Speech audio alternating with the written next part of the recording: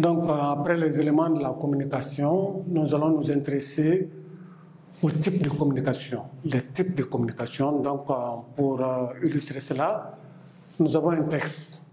Au rond-point, l'agent de police, d'un coup de sifflet strident, fait arrêter les usagers de la route, car une ambulance transportant un blessé grave était prioritaire.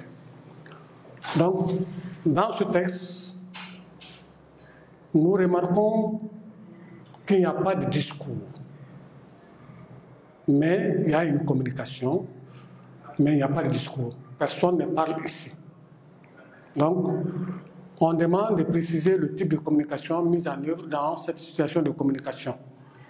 Donc, ce que nous pouvons dire, lorsque personne ne parle dans une communication, mais qu'il y a communication, on appelle ce type de communication la communication non verbale.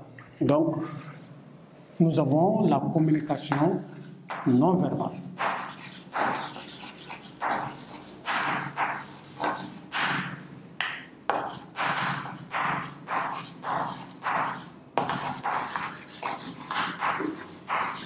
Bon, souvent on dit communication non verbale ou bien communication averbale. Il n'y a pas de verbe averbal aussi.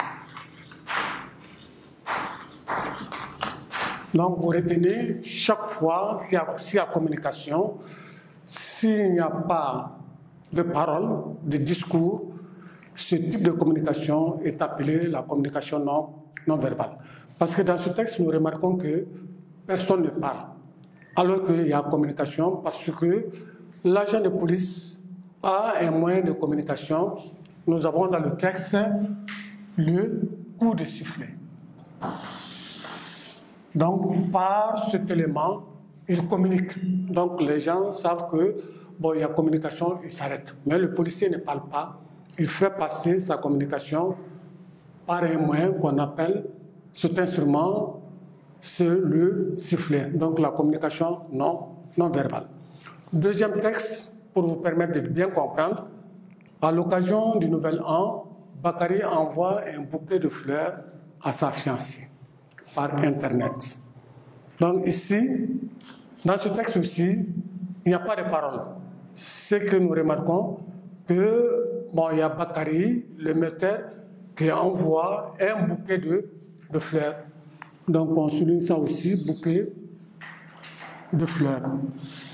Donc le bouquet de fleurs ici, c'est une image. Donc il y a communication, on peut comprendre une communication par l'image, une communication par des signes, ces signes qu'on appelle des signes non verbaux. Donc c'est la communication non verbale.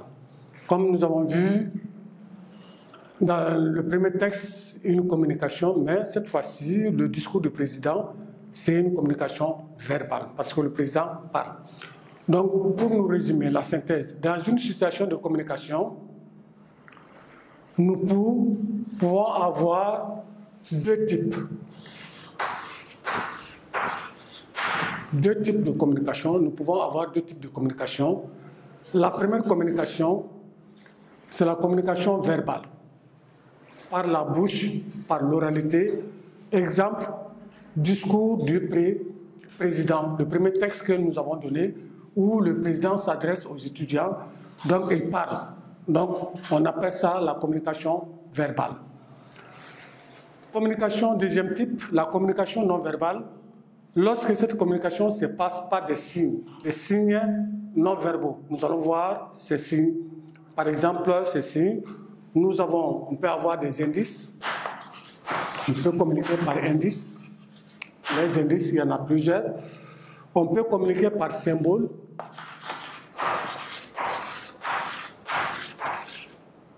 Les symboles, ces éléments sont des signes non verbaux. Bon, même il y a des signaux aussi. Un signal, des signaux. Par exemple, dans la circulation, nous avons les panneaux de signalisation. Donc, ce sont des communications, mais cette fois-ci, il n'y a pas de parole. On appelle ça communication non verbale.